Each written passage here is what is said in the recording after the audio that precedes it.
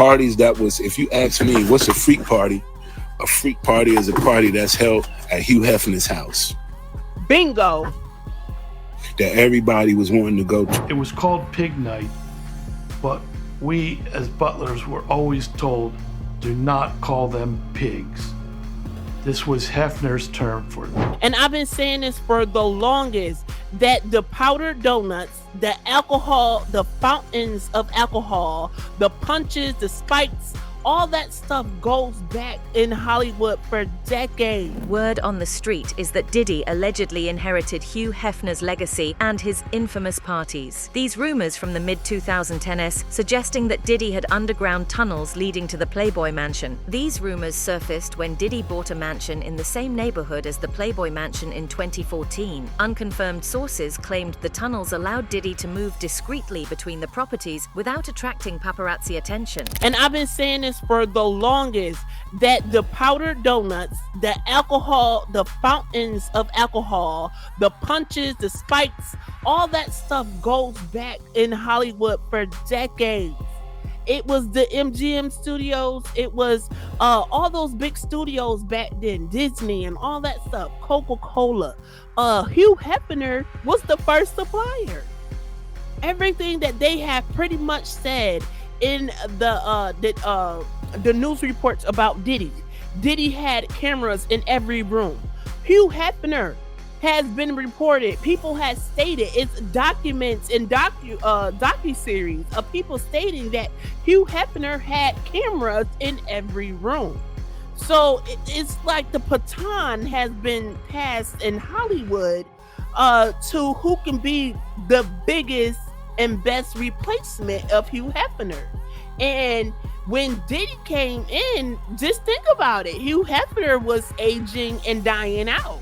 So the baton had to be passed to somebody that was trustworthy and had the connections to the music and, you know, the other entertainment industries out here. Now, I do believe that it is a big connection and people are failing to realize that Hugh Hefner baton was passed to Diddy through Clive Davis and a couple other people allegedly. Now, this is what I'm saying, but this is what I've been saying over the news medias for the past couple of years. And I'm just so happy that Mark Curry actually put it together, that it is a conspiracy theory that the baton has been passed for forever.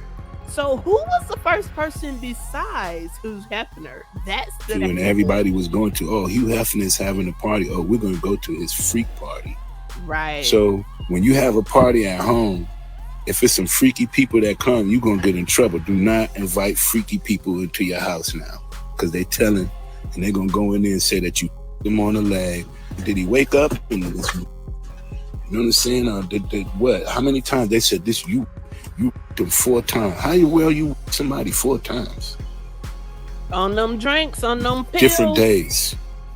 You be like, wow, once somebody one time, you've been the first time, that's the only time you need to have been in order to say, hey, but why did it take you 4 times to say, hey, I think I've been? PlayBoy had a strict guest policy, with some A-list celebrities reportedly sneaking in via tunnels. Blueprints from the late 1970s revealed tunnels leading to the homes of Jack Nicholson, Warren Beatty, Kirk Douglas, and James Caan. These tunnels were kept secret, and those who attended the mansion's events witnessed controversial activities. 4 actors had secret underground tunnels directly from their homes to the PlayBoy mansion. Whoa. Jack Nicholson, James Caan, Warren Beatty, and Kirk Douglas. The Playboy editor came across photos from 1977 that showed a large excavation project at the mansion. After doing some research, he found blueprints for the tunnels that led to these guys' homes, which were all pretty close to the mansion. They don't exist anymore. They were closed in 1989, the same year Hugh Hefner married playmate Kimberly Conrad. Hefner didn't want to talk about the tunnels, and reps for Nicholson, Caan, Douglas, and Beatty wouldn't comment either. There is creeping and there's dig a tunnel to the Playboy Mansion creeping. Some Mansion employees described pig nights where Hefner hosted models and film stars, with participants undergoing medical checks before engaging in activities. Former playmates have shared their experiences, painting a grim picture of life at the mansion, marked by rivalries, strict rules, and degrading rituals. Holly Madison and Kendra Wilkinson detailed their challenging experiences, including Hefner's control over their lives and their feelings of being trapped. It was the hardest for me to remember because I was heavily intoxicated that night, and also it was just something I'd, blocked from my mind for so long and never wanted to talk about, and was kind of a painful memory for me because it wasn't what I wanted the relationship to be like. Madison revealed that Hefner's behavior involved watching inappropriate content while his girlfriends performed for him. Wilkinson shared that she had to be intoxicated to endure her encounters with Hefner, likening them to a job. Isabella St. James described how the girls received their allowances directly from Hefner, who used these moments to address his grievances, often related to the girls' participation in mansion activities. So I guess a lot of the girls were lonely and bored, and they would certainly look for some action with the butlers, who were, young, attractive guys. I never got involved with anybody that worked at the mansion or anything like that, but I know it happened. Certainly happened a lot. So he's got a 9 o'clock lockdown prune juice a curfew.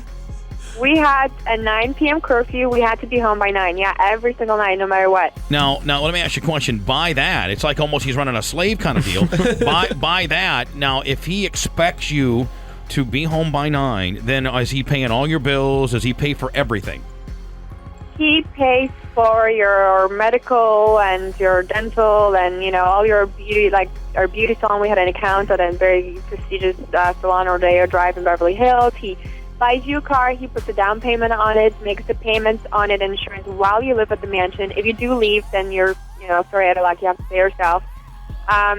He does pay for certain cosmetic surgeries for the girls, and he gives us, he gave us $1,000 cash every week for like clothing allowance and. So you got $1,000 cash. So, and now you paid for all your food and all your room and board and all that kind of shit. Yeah. And and stuff like that. He gives you $1,000 cash. Yeah. And then, if you want to just save that, you could, because at the end of the day, if you just would do like he wants, and that is just to get your nails done, tan, work out, and you're not going to have any weekly expenses.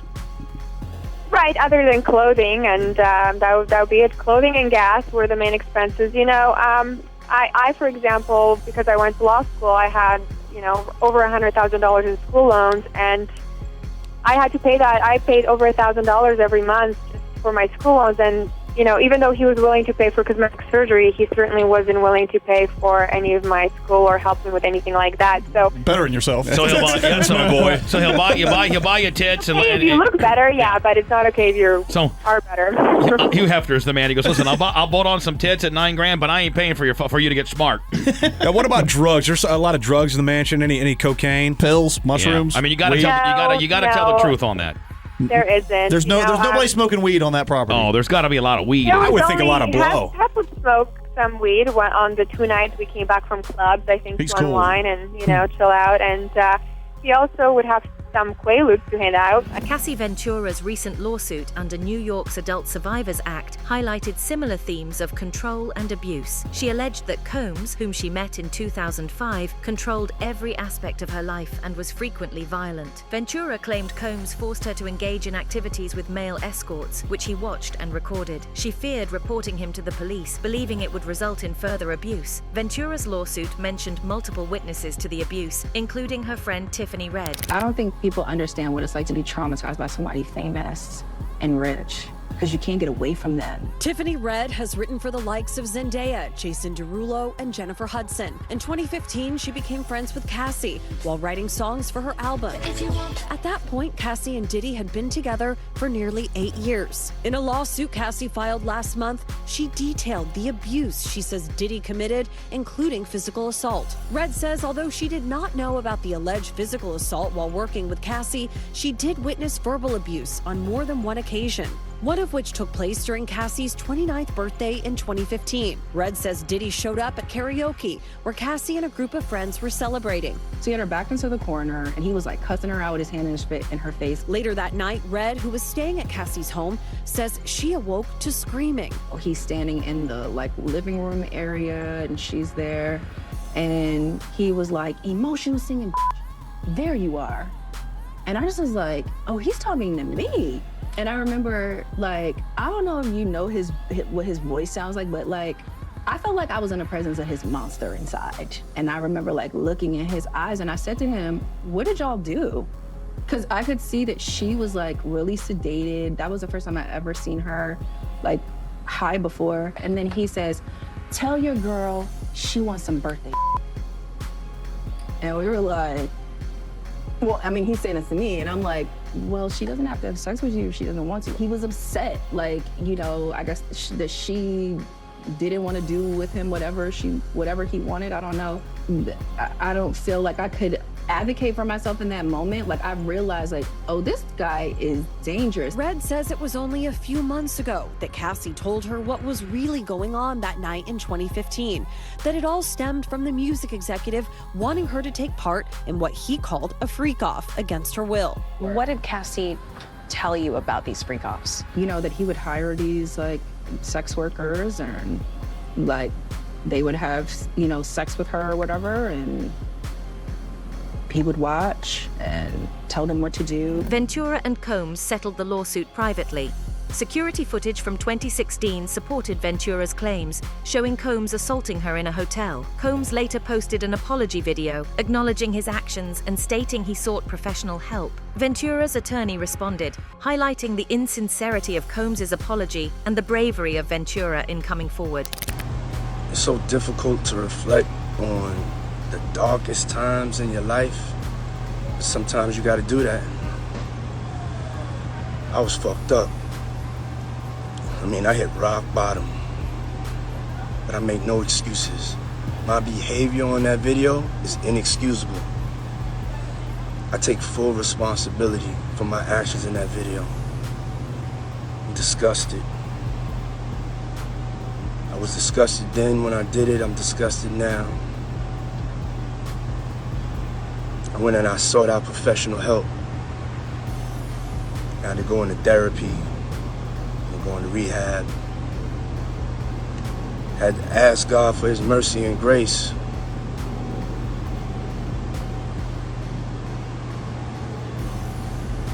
I'm so sorry. But I'm committed to be a better man each and every day.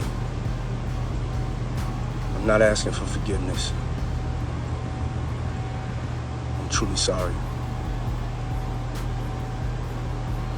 Meanwhile, Combs' former head of security, Gene Deal, corroborated the allegations, stating he had witnessed Combs being violent towards women, including Ventura and Kim Porter. I could hear it in the suite, in the hotel suite, and then sometimes when Kim lived on 70th something Street, and I would go upstairs with Diddy, you could hear the shit in the hallway.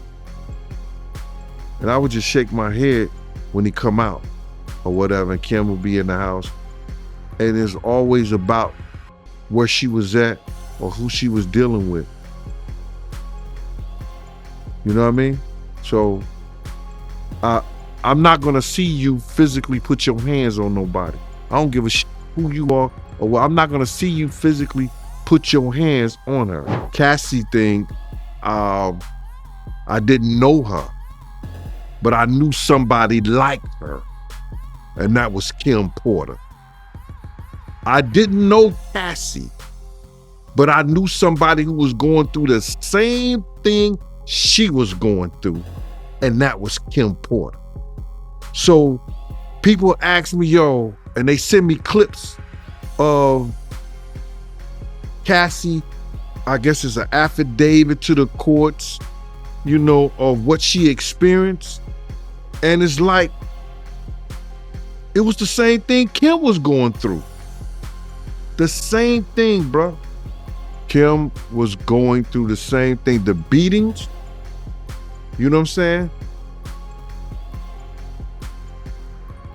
like I said before, and now I could say one time when I know Kim had defended herself, and I told people this, and now everybody, after Cassie report comes out, everybody want to show the picture now.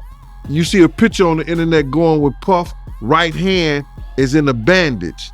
That's the night I was called by Paul to meet him over at St. Luke's Hospital.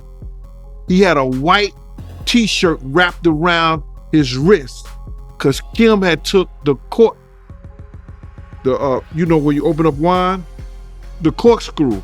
She took the corkscrew and caught him on his wrist defending himself, and he almost, I think he had, I know he tore some ligament, but he almost hit an artery or came close to the artery or either scratched it or cut it a little bit because he just kept bleeding. And from that point on, he was hooked. That's when I knew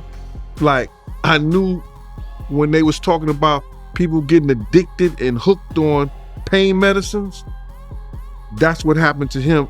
And it was from his right wrist that he's reminded by Kim all the time now. And looking at this lawsuit, right? And like you said, she did accuse him of abuse in this lawsuit, but she also accused him of sex trafficking in this lawsuit. How you feel about that? Well, you know, he get the sex trafficking because he took her to different states and had her perform sex acts with different, you know, male prostitutes and different people, sometimes against her will. You know, we look at this and we say, well, that was his girl and she did it on her own. She didn't have to. Man, you can't say that. That was a 19-year-old girl that what they call now groomed by an older man. And yes, she got some of the benefits of being with a billionaire, millionaire and everything like that.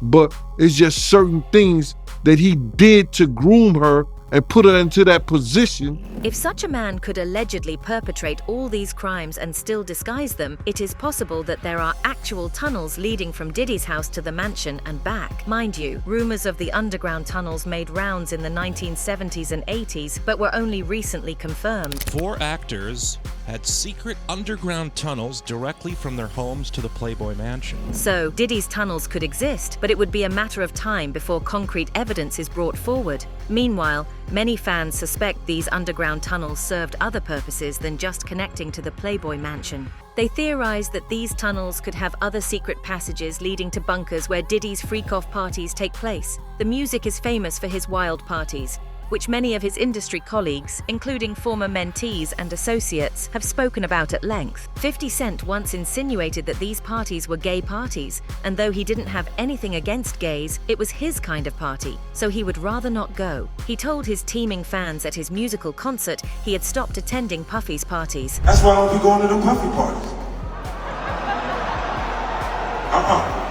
They can hug you from the front and the back at the same time. Usher also spoke about Diddy's parties when he sat in an interview with Howard Stern on the Sirius XM network. He spoke of what he saw at those parties and wondered to himself if he could indulge as a then 13-year-old. The crazy thing. Now, that was L.A. Reid's idea, right? We're sending you over to something called Puffy Flavor Camp. There you go. To learn Flavor Camp. Yeah, Flavor that's Camp. what it was called. And you're going to go to Puff Daddy's. He's going in the 90s. Do you understand what that's like? Former mentee and bad boy signee Mark Curry also once opened up about a Diddy party that he attended where he saw naked men in pools together. It's a lot of sex, a lot of drugs, and a lot of music.